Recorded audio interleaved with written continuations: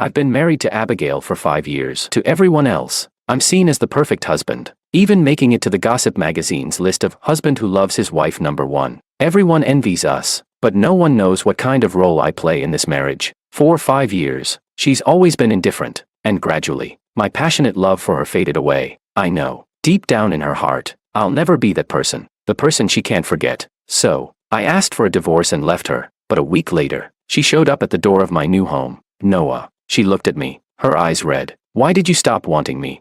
Chapter 1. This afternoon, as soon as I got home, Secretary Wu texted me, "Sir, President Liu has a social engagement tonight and will be home around 10:30. I looked at my phone for a while and replied, "Okay, thanks, 10:30. By then, she'll probably have eaten and had a few drinks. I just need to prepare her bath and put fresh clothes in the bathroom." Once everything was ready, it was exactly 10:15. I thought about it, left a light on in the living room, and went to bed, half asleep. I vaguely heard the sound of the door opening, the water running in the bathroom echoed, and just as I was about to fall asleep, a familiar scent drifted over, a warm body pressed against my cool back, and I groggily turned my head. Her lips landed precisely on mine. She must have had a little too much to drink. "Why are you going to bed so early?" she murmured, snuggling into my ear. "I'm just a bit tired," but she kept holding on to me. Oh well, whenever she's drunk, she's like this. If I don't go along with her, she'll start whining. Maybe this is the only time she's affectionate with me. Maybe it's only at moments like this that I feel like her husband. I couldn't refuse her. After it was over, it was already late at night. She fell asleep in my arms, but I couldn't sleep. I got up, poured myself a glass of red wine, and sat alone in the living room, staring at our wedding photo on the wall. When would be the right time to bring up the divorce? Chapter 2. Abigail and I met in college. Back then, she was the radiant goddess, great family, excellent grades, beautiful, absolutely perfect. It was only natural that I fell for someone like her. I was pretty persistent back then too, but even after 2 semesters of chasing her and doing countless foolish things, I still couldn't win her over. I still remember that snowy day when I made her favorite dessert with my own hands and waited for her outside the girls' dormitory. But all I got in return was her cold words, "Noah, stop coming after me. I like someone else." I didn't want to believe it at first, thinking it was just an excuse to reject me, until one day, by chance, I saw him, her love, Fabian. I watched as she carefully adjusted his collar, playfully ruffled his hair, and smiled at him with nothing but affection in her eyes. And then, she stood on tiptoe and gave him a gentle kiss. That's when I realized, Abigail could love someone that way, but that someone wasn't me. Her relationship with Fabian quickly became the talk of the school, a goddess dating a poor student. And Fabian faced a lot of criticism. People thought he was trying to cling to the Liu family, calling him a gold digger, but Abigail always stood by him, even using her family connections to shut down the school's gossip forum. Despite all this,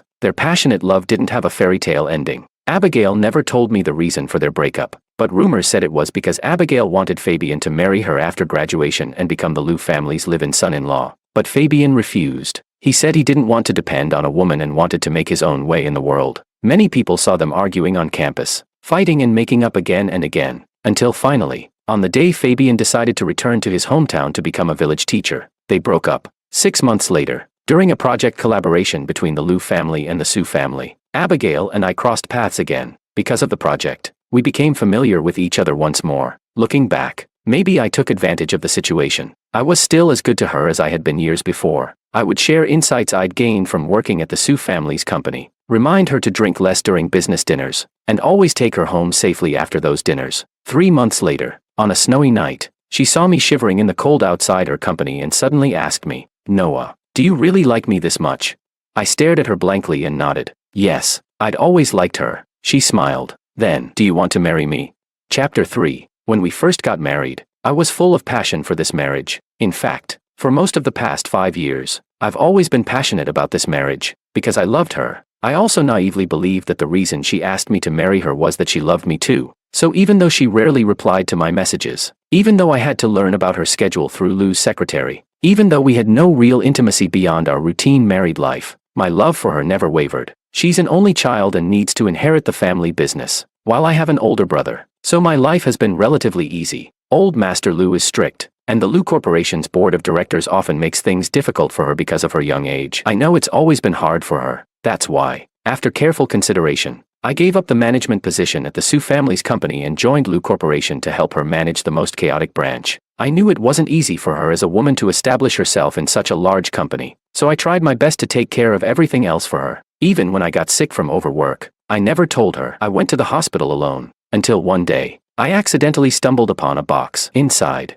I found a document showing that for years, she had been anonymously donating money to a rural school, and the principal of that rural school, in gratitude for the anonymous donor, would write a handwritten letter of thanks every year after receiving the donation, and have it delivered through the appropriate institutions. The letters were neatly arranged in the box, not a single crease, and the principal of that rural school was Fabian. Chapter 4. The next morning, after getting up, I asked the housekeeper to prepare breakfast. Suddenly, Abigail came up behind me and hugged me. I was startled and turned around to look at her. "Are you having breakfast at home today?"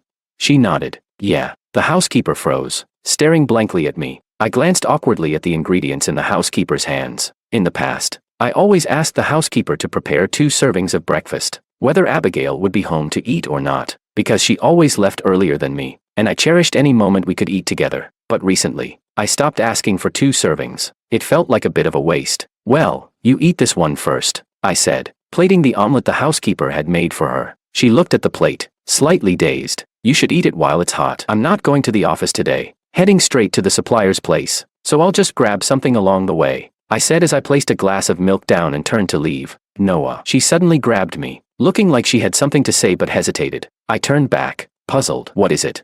She stepped closer, wrapped her arms around my waist, and looked up at me. "You haven't seemed yourself lately. Is the workload at the branch overwhelming you?" she asked, looking into my eyes. "Tired?" "Well, I guess I have been tired lately. Tired from thinking about the divorce. I don't have any plans tonight." Secretary Wu mentioned that a new Michelin restaurant opened near the company. They serve Cantonese food. "Your favorite. Want to go together?" she asked. I hesitated for a moment and confirmed. "You have time tonight?" She nodded. "How long?" She smiled. "A lot of time. A lot." "Really?"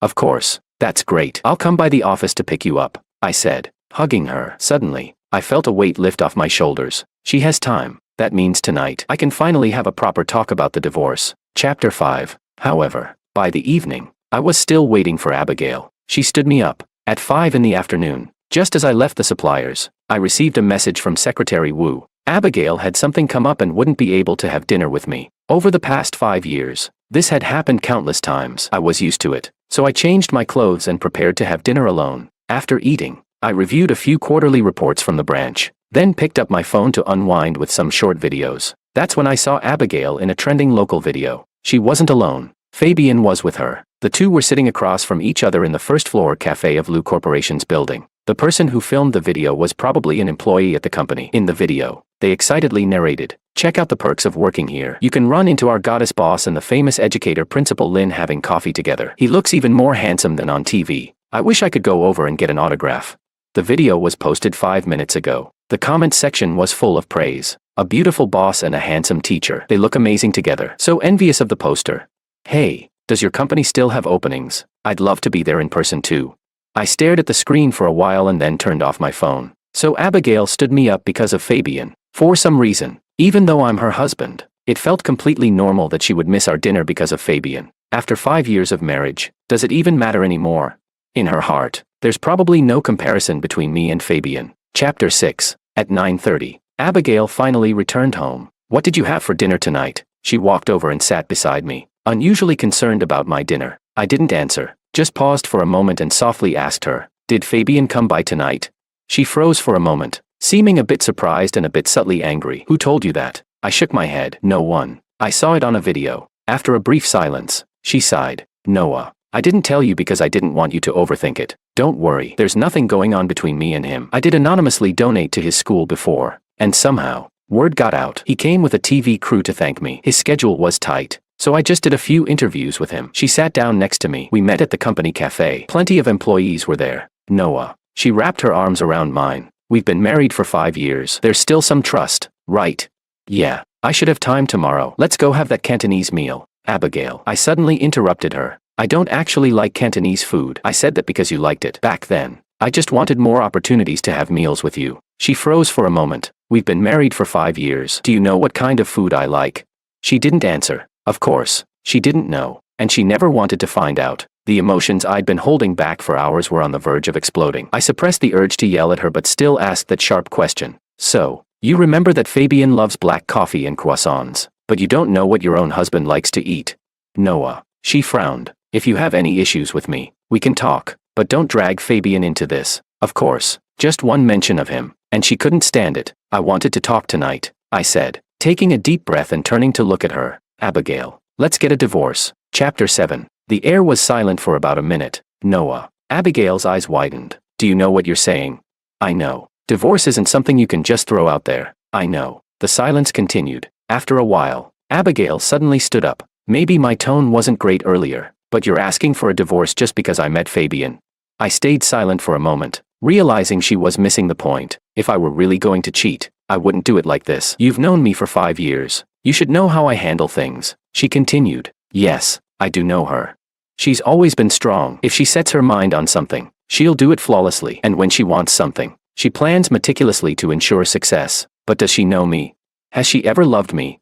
After seeing that video tonight, the inferiority I felt back in our school days returned. The truth was right in front of me. As long as Fabian was around, Abigail would never see me. But at this point, for an adult to still be hung up on love or not would be ridiculous. I just think that after all these years of marriage, we're not really suited for each other. You could have better options. How are we not suited? She naturally reached out her hand. Noah, you've done so well over the past 5 years, but I don't want to keep doing this anymore. I dodged her hand. Abigail's hand lingered in the air. I've already prepared the divorce papers. Noah. She suddenly cut me off. Unhappy. I've explained everything about Fabian. I've promised you there's nothing more between us. What else do you want? She glared at me. If you're going to keep harping on about tonight, you're being unreasonable. You're a grown man. Stop acting like a woman, clinging to every little thing. The words I hadn't yet spoken were shoved back down my throat. Oh, I guess tonight's conversation wasn't going to happen. Maybe realizing her tone was too harsh. After a moment, she softened her voice. I've been really tired lately. Don't make a fuss, okay? With that, she got up and went to take a shower. Watching her walk away, I softly muttered, Abigail, I had hot pot for dinner. Her footsteps faltered. Did you know? That's my favorite dish. Chapter 8. No way. What did you say? Divorce? My brother Dominic's eyes bulged like saucers after reading the divorce papers in my hand. Since my marriage to Abigail, the collaboration between the Lou and Sue families had strengthened considerably. I thought it would be wise to inform my brother about the divorce in advance. If you could come back to help me at Sue Corp, I'd be more than happy. But why are you suddenly thinking of divorce? Well, sure, in the beginning, your marriage was a bit forced, but you two always seemed so loving afterward, my brother said as he swung his golf club. What do you mean by forced? Dominic?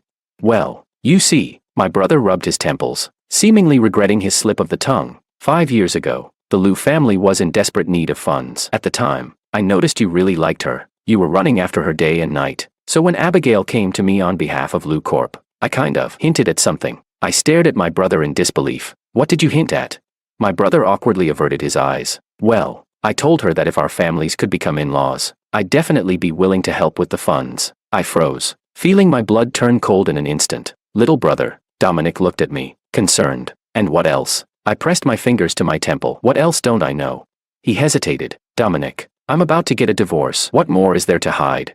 It's not a big deal. Really, it's just, on your wedding day, Abigail's ex-boyfriend showed up. I stared at him, speechless. He wanted to see Abigail, but I didn't want to cause a scene. I told him that you two were very happy together, and that Abigail wouldn't want to see him. So, I sent him away. He scratched his head. Since there were people from the Lou family around, I'm not sure if Abigail even knows about it. So that's how it was. That's how it all was. I had thought she agreed to marry me because I moved her heart, that maybe she liked me a little, but this marriage was just her sacrifice for the company, for the Lou family. The meaning behind her words that snowy night 5 years ago became clear. Noah, do you really like me that much?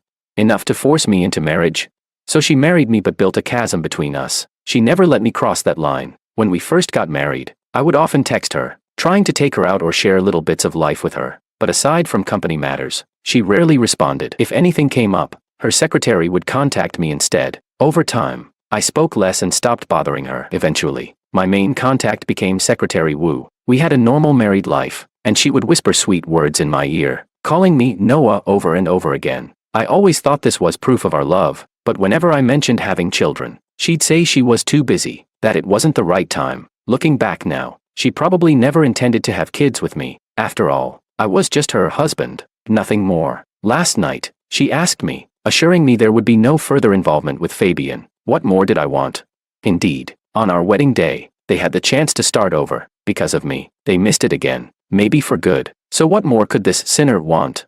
But when I fell in love with her, I never wanted this. When she was with Fabian, I was envious, but I never wanted to be the third wheel, let alone break them up. I loved her because I wanted what was best for her. Yet, she punished me in this way, for 5 whole years. Chapter 9. I wandered aimlessly down the street, and before I knew it, I found myself outside the Lou Corp building. Inside my briefcase were the finalized divorce papers. I thought about it and texted Secretary Wu, telling her I was here to see Abigail. I wanted the divorce. I didn't want to drag it out any longer. As I walked into the first-floor lobby, I spotted Fabian. He was smiling, talking to the receptionist, and when he heard my footsteps, he turned to look at me. He was thinner than in the video, darker skinned than in our school days. Despite wearing a simple jacket and jeans, he exuded confidence, maturity, and composure. Long time no see. He nodded at me. We went together to the first-floor cafe. I never thought I'd taste croissants and black coffee just like the ones from our school cafe here. Brings back memories. He smiled, still as handsome and fresh as ever. Those were good times. He started telling me about his experiences over the years. He really is remarkable. After returning to his hometown to become a village teacher, he helped many children who had dropped out of school. Now, the school is on track, and he's become quite well known.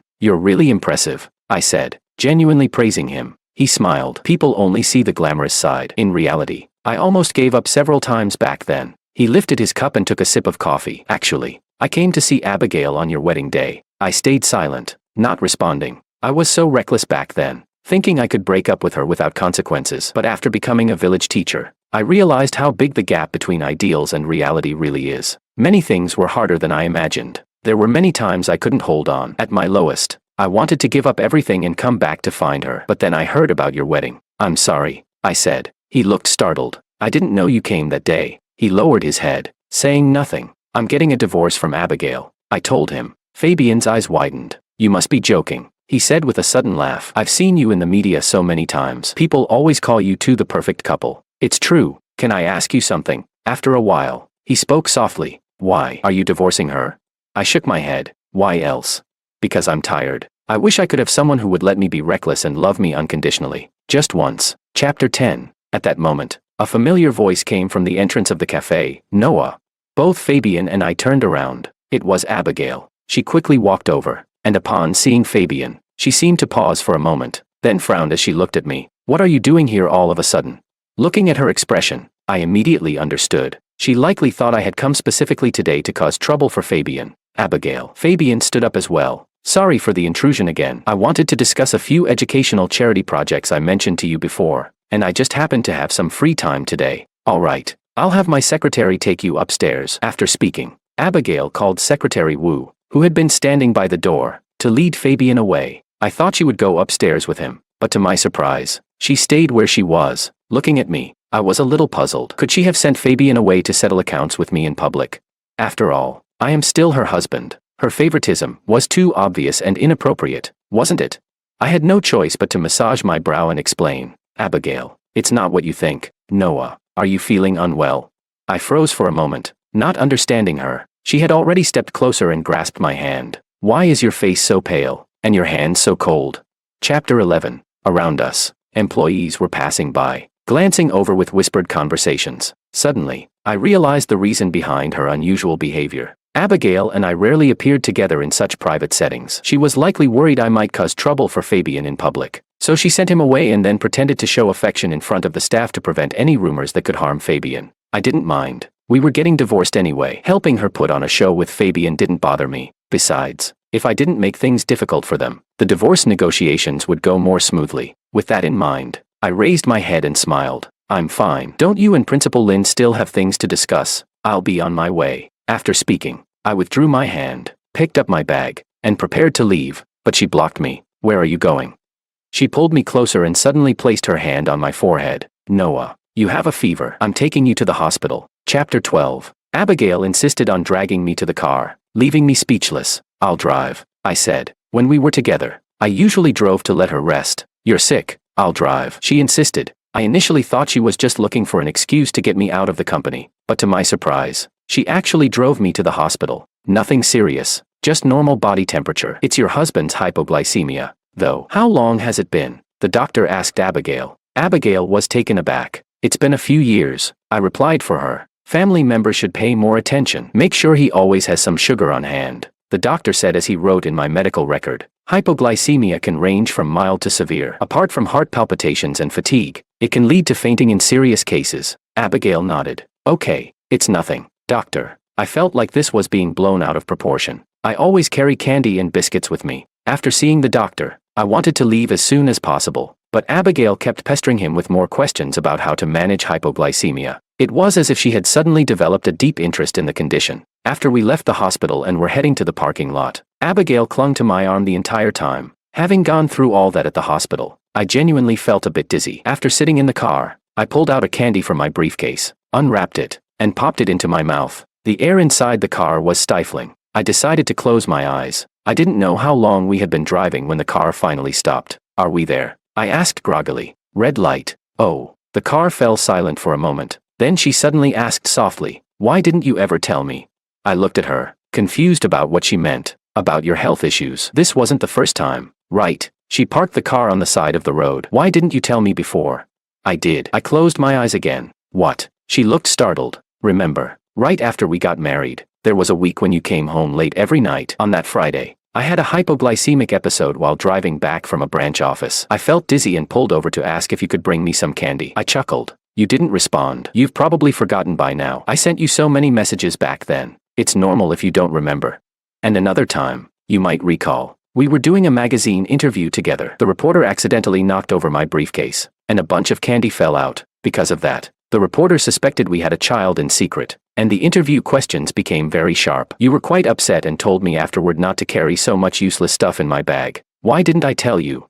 Because you never gave me the chance, and I was afraid that this little flaw would become an excuse for you to dislike me. You don't like candy, so I hid it in the inner pocket of my bag where you wouldn't see it. You wanted to become the head of the Liu family, so I did everything I could to help you achieve that. Noah. She suddenly took my hand. I actually found a restaurant that serves spicy food. I wanted to take you there tonight. Her hand trembled slightly. But since you're not feeling well, maybe we can eat something lighter instead. How about that? I shook my head. I'll just have some porridge at home. You don't need to stay with me. You should head back to the company. Noah. I'm free tonight, she insisted. I kindly reminded her. But Fabian is still waiting for you at the company. That's something the vice president can handle. I looked at her, perplexed. So, you really have time tonight? She nodded. Yes, I'm free, then. I thought for a moment. Since you're free, let's go straight home. Okay. She nodded, a glimmer of joy in her eyes. Okay, let's go home. Suddenly, I felt a wave of happiness. Once we get home, we can talk about the divorce. Chapter 13. For the remainder of the trip, Abigail didn't say a word. She's a sharp person. I think from last night to today, she's realized that when I said I wanted a divorce, I was serious. When we got home, I calmly took out the divorce agreement. I spent a month working on this. I've considered every detail. Our divorce won't affect the Sue and Liu families, and I will step down from the management of Liu's subsidiary. If there's anything you'd like to add, feel free. We can discuss it. She silently looked at the divorce agreement, not saying a word. I sat across from her. I know you're busy, so I tried to be as thorough as possible before bringing this up. This way, we can move quickly and not waste each other's time. I don't agree. She suddenly pushed the agreement back and turned her head away. I was stunned for a moment. Which part do you disagree with? I opened the agreement, perplexed. Is it the part about the shares? I've already made the biggest concession. Any less, and I'm afraid my brother. She suddenly reached out and pressed down on the agreement. Noah, I don't agree with the divorce. She looked at me, speaking each word clearly. We locked eyes, and her expression seemed very serious. Why? I asked, but then it dawned on me. Oh, do you think that I've managed the subsidiary well over the past 5 years and you're afraid your next husband won't do as well, and people will criticize him? You don't have to worry. As long as he's willing to put in the effort, he'll do just fine. I thought for a moment, then went to the bookshelf and pulled out 5 notebooks. These notebooks record a lot of important details about the internal workings of Liu Corporation and how to deal with the media, as well as contact information for suppliers and the staff structure of the subsidiary. Don't worry, I can hand all of this over to your future husband. If he needs help later, he can always ask me. Noah. She suddenly raised her voice, her eyes reddening. I looked at her, confused. What do you take our marriage for? And what do you take me for? A job? I didn't say anything and just turned to look out the window. How could it possibly be just a job? It's because I valued this marriage so much that I worked so hard to make everything perfect. But now, what's the point of saying any of this? Noah. She took my hand that was resting on the table. You need to understand. We're not just work partners. We're a married couple, but apart from sharing a bed, we don't have anything like a real marriage. She froze for a moment. We've had dinner together so few times that I can count them on one hand. I've sent you fewer messages than I've sent Secretary Wu. I don't know what other marriages are like, but I know I don't want this one anymore. I gently withdrew my hand. Abigail, I've thought about this a lot. In this marriage, you've done nothing wrong. I was the one who pursued you, the one who wanted to marry you, and for 5 years, you never cheated. It was me who held on to unrealistic fantasies about this marriage. We could go on living like this, but I think in life, we should be with someone we love and who loves us back. After all, being with someone you love will make you happier, right? She stared at me blankly. Someone I love, she repeated in a daze. Who do you think I love? I shook my head. I don't know. But whoever it is, whether Fabian or someone else, it's not me. Chapter 14. Early the next morning, I moved out of the house and back into the apartment I had bought before we got married. The night before, we had sat in silence for a few minutes before Abigail got up to take a phone call and then left the house. She didn't come back all night. She took the divorce agreement with her. I figured she had agreed to the divorce. After all, it wasn't much of a loss for her. The wedding ring on my left hand was the only gift Abigail had ever given me in 5 years. Before I left, I took off the ring and placed it on the bedside table. Just as I finished packing, I got a call from my brother. Hey, why did Abigail call me early this morning asking what kind of candy you like? My brother's voice was exasperated. What's going on? Are you two playing house? Are you getting divorced or not? I was momentarily taken aback. We are. Hey, bro. I thought for a moment and asked, don't we have a small media company that hasn't been doing well? My brother hummed in acknowledgement. It hasn't been profitable for years. I'm planning to cut my losses and shut it down. Then, I held the phone, gazing out at the expansive blue sky from the 26th floor window. Can you give it to me? Chapter 15. In the early evening, I unexpectedly received a message from Abigail. Let's go to tonight's party together. Okay. I stared at my phone, feeling a bit disoriented. This kind of message usually came from Secretary Wu, not from her. We should go separately. While we're going through the divorce, I've moved out of the house. There was no further reply from her. That made sense. It was what I had expected. But an hour later, when I went downstairs to get in my car, I saw Abigail. I didn't know how long she had been waiting there, but she looked exhausted, with dark circles under her eyes. I had never seen her look so worn out. What are you? Her eyes seemed to light up briefly. She quickly walked over, grabbed my hand, but then froze abruptly. Your ring. I took it off. Why aren't you wearing it anymore? Her voice had a hint of urgency. We're going through a divorce. There's no need for it anymore, right? Noah. She raised her voice. I haven't agreed to the divorce yet. I was confused. You haven't agreed? You didn't say anything last night. You took the divorce papers, didn't you? She looked at me for a long moment, and suddenly tears welled up in her eyes. Not saying anything means I agreed. Noah. She hugged me, her voice trembling with sobs. I don't want a divorce. Chapter 16. Abigail said she didn't want a divorce. I had imagined countless obstacles on the road to divorce, my brother, the handover of the subsidiary's management, the division of assets, but I never anticipated failing at the very first step. She didn't want it. I was almost desperate. Why don't you want it? How can you not? Isn't this the best thing for both of us? She was stunned for a moment, just about to speak when the sound of a car horn interrupted her. It turned out her car was blocking someone's way. There was no choice. Under the pressure, we both got into her car and headed to the party together. As soon as I sat in the passenger seat, I noticed something strange. The once pristine back seat was now piled with one package after another. I bought some candy, she said softly. There's more in the glove compartment. From now on, don't hide it from me when you're not feeling well. Then, she added, I've also put some around the house. Abigail, I've found 2 great chefs who make spicy dishes. From now on, whether it's something spicy or sweet, whatever you want to eat, I'll eat with you. I'll even learn how to cook it myself. I'll start coming home earlier so we can have dinner together. On weekends, we can go to the movies, or to the amusement park. If what's bothering you is the situation with Fabian, I can explain that too. The company has indeed been involved in educational charity projects for years, but the choice of schools wasn't made by me. It was based on a comprehensive assessment by the office. I didn't expect Fabian's school to be chosen.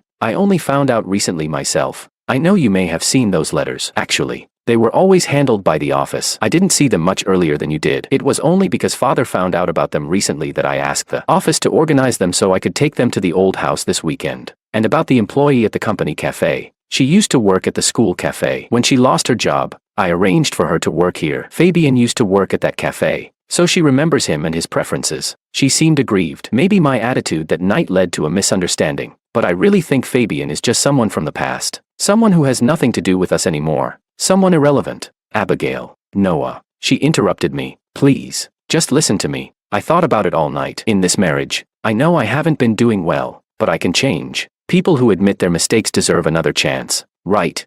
Chapter 17. By the time we arrived at the party, I still felt a bit dazed. After exchanging polite greetings with a few acquaintances, I needed some fresh air, so I went to the balcony. To my surprise, I bumped into someone familiar there. Rose, my childhood friend. I walked over. Well, if it isn't the universally praised, perfect husband. She raised an eyebrow and smiled. Long time no see. Her sharp tongue never failed to rub people the wrong way. How have you been? I knew her situation as an illegitimate daughter of the Tang family wasn't exactly easy. Doing fine. She pulled out a cigarette and offered one to me. Want one?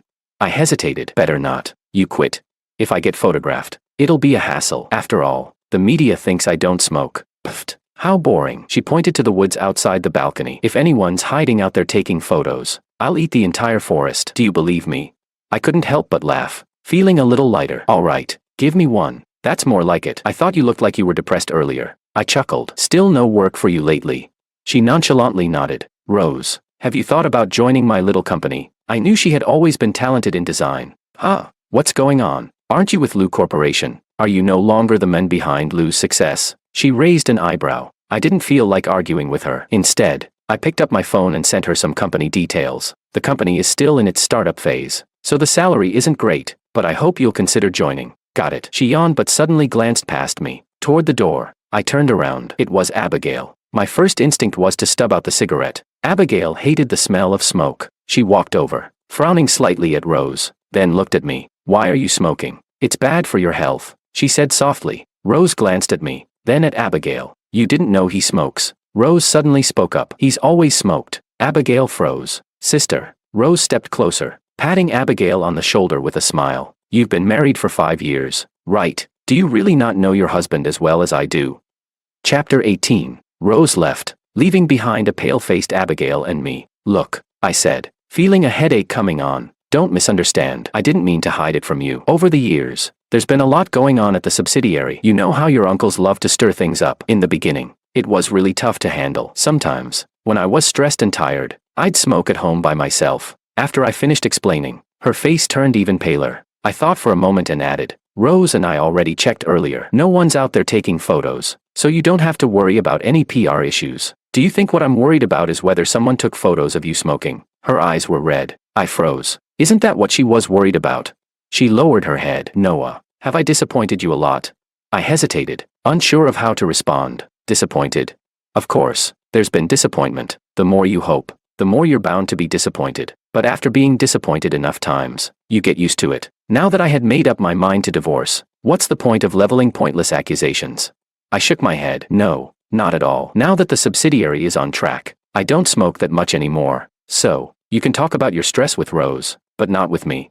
I froze. If we're being honest, would you really listen? I asked. She nodded. My only stress right now, I looked up seriously, is whether our divorce can go smoothly, and if it could happen faster, that'd be even better. At that, Abigail's whole body started trembling. I was at a loss. She had insisted I say it. After a moment, she came over and hugged me, her voice muffled. Anything but that, she said. Noah, I can't do it. I can't divorce you. Chapter 19. Since then, Abigail seemed to change a lot. Although I insisted on stepping down from managing Lu Corporation's subsidiary and took over Su Media, I constantly received gifts from her at the new company, and homemade meals. Of course, sometimes, even Abigail herself would show up. It was as if the roles had reversed, like when I used to chase after her, but now it was the other way around. The young people at the company, unaware of my impending divorce, would praise her, saying I had married a wonderful wife. Only Rose, ever since she joined my company, would give me a knowing smile whenever she saw something Abigail had sent. She would shake her head and smirk. A month later, the company was working on a bid proposal. Rose and I had been pulling late nights for days,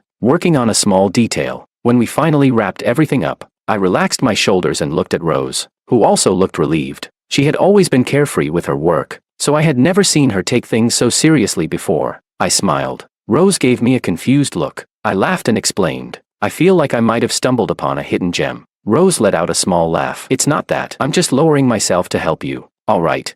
Fine. I couldn't help but chuckle at her attitude. I stood up. It's late. Want to grab a bite to eat? Of course. But isn't someone coming to find you today? She paused, looking toward the door. See, I told you. I turned around, and there stood Abigail. Rose lazily packed her things and waved at me. I'm heading out. Don't forget you owe me dinner. I nodded. Got it. After Rose left, The office was quiet with just me and Abigail. She silently walked over, holding a thermos in her hand. "Have you eaten?" she asked softly. "I have," I replied. A moment of silence followed. "Abigail, I think." Before I could finish, she suddenly threw herself into my arms, hugging me tightly. "Abigail." I stiffened, not sure what to do. "What's wrong?" She didn't say anything, just took a deep breath. The clock on the wall ticked away. "I'm jealous." After a long pause, she whispered, "Noah, I'm jealous." Chapter 20. I never imagined that one day Abigail would hug me and tell me she was jealous. "You asked me before why I didn't agree to the divorce. Do you know why? It's because I couldn't bear the thought of you being with someone else. Just like tonight, when I stood at the door, watching you smile at her, seeing how happy you both were. I couldn't stop the jealousy from flooding my heart. I know, deep down, that nothing is going on between you and Rose, but I was still so jealous I could hardly stand it." "Noah." She buried her head in my chest. "I feel like I'm going crazy." I lifted my hand and gently held her. "Abigail, you also asked me why I wanted a divorce, didn't you?"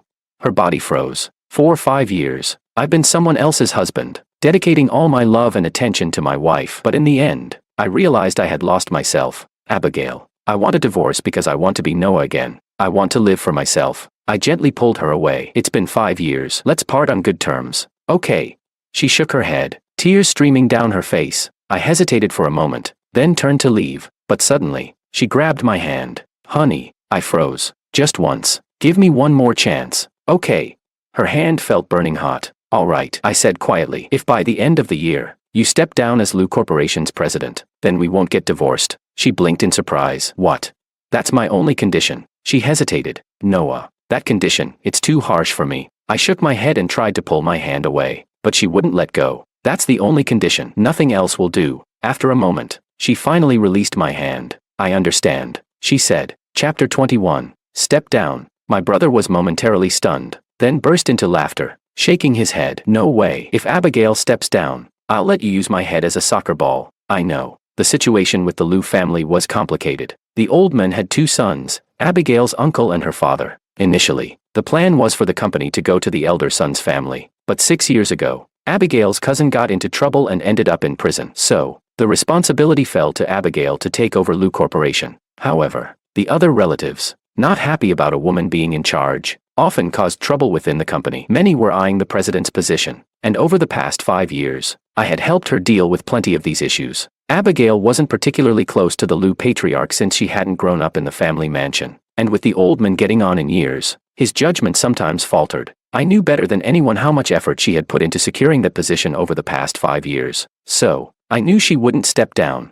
As it turned out, I was right. After I told her my condition, Abigail didn't come looking for me again. 3 months flew by, and I threw myself into work. The company was finally showing signs of improvement. Rose and the other employees were motivated, and I could tell she had changed a lot during this time. On December 31st, we held a small company party to celebrate the end of the year. We all had dinner together and sang karaoke. My brother showed up as well. "You really are something, little bro. Everyone says you're a genius when it comes to business." He grinned and started to push his luck. "Shouldn't you take on more responsibilities in the family business? Dad keeps piling everything on me. I'm exhausted." The atmosphere was joyful. Since I promised to help him, my brother was in high spirits, singing and dancing without a care in the world, completely abandoning his usual composed image. At around 11 p.m., we left the karaoke place, and it had just started snowing. A few playful colleagues began throwing snowballs at each other. Across the street, the large screen on a shopping mall was showing a TV program. My brother stood behind me, babbling on. A snowflake landed on my hair, and as I brushed it off, I caught a glimpse of Abigail on the screen.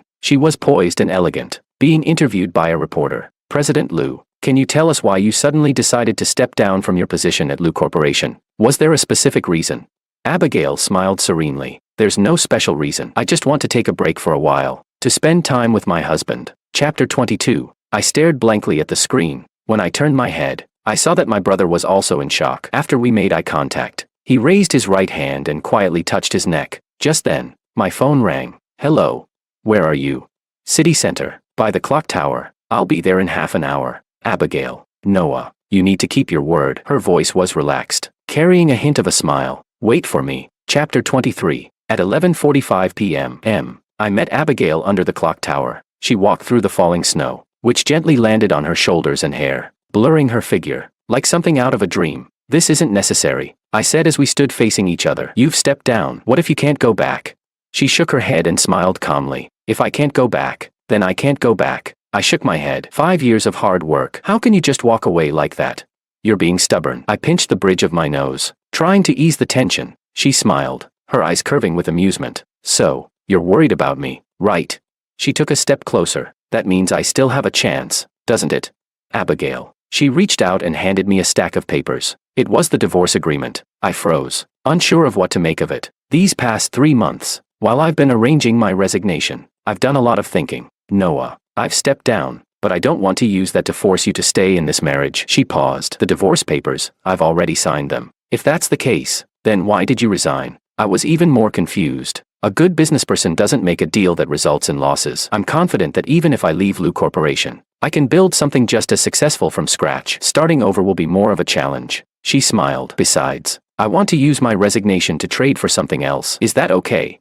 Trade for something else? I looked at her, still not understanding. She stood on her toes and brushed the snow out of my hair. Trade it for a chance for us to start over. She looked up, and I lowered my gaze. Our eyes met, and in hers, I saw a tenderness and love that I had never seen before. Trade it for a chance for Abigail to win Noah back. Chapter 24. At 11:59, I signed my name on the divorce papers. From that moment on, I was no longer the perfect husband everyone talked about. I was just Noah, myself. The clock tower chimed, ringing in the new year. Abigail and I looked up at the snow falling all around us. It's the new year, I said, reflecting. Yes, it is. Then, her eyes sparkled as she extended her hand toward me. Happy New Year, Noah. I'm Abigail. I looked at her and smiled. Happy New Year, Abigail. I extended my hand too. I'm Noah.